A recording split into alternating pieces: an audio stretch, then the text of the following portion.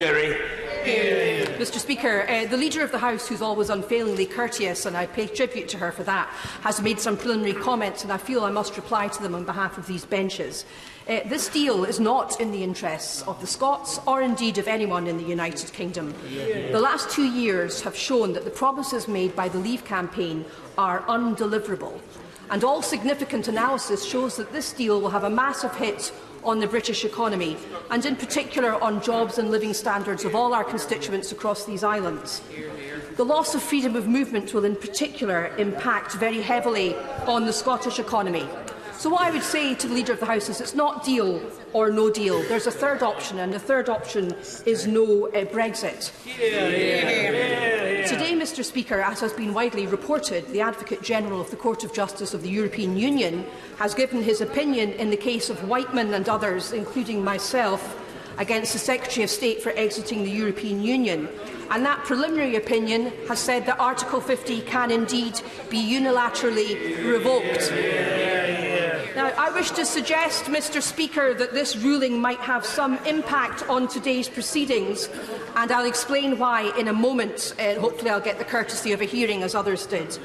But for the moment, I should make very clear that the Scottish National Party will support the amendment in the name of the Right Honourable and Learned Member for Beaconsfield, and we applaud his efforts and the efforts of others to ensure that democracy is not steamrolled by this government and that Parliament has a meaningful say in relation to what might happen in the future.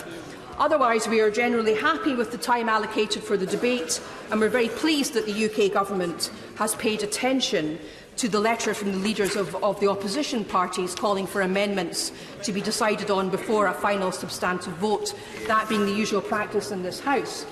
However, Mr Speaker, we do think that the UK Government should really consider pushing back the meaningful vote until we have the final judgment of the Grand Chamber of the Court of Justice of the European Union in the case which I have mentioned.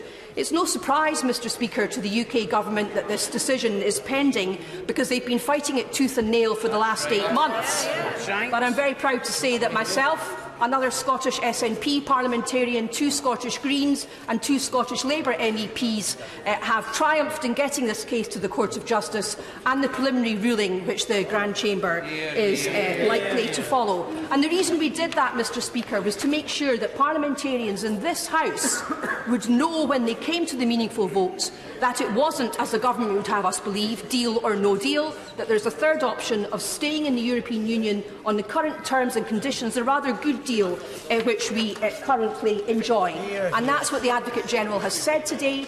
In 80% of cases, the Court follow him, and we know that the Court have said that they will rule quickly, and the word on the street is it will be before Christmas.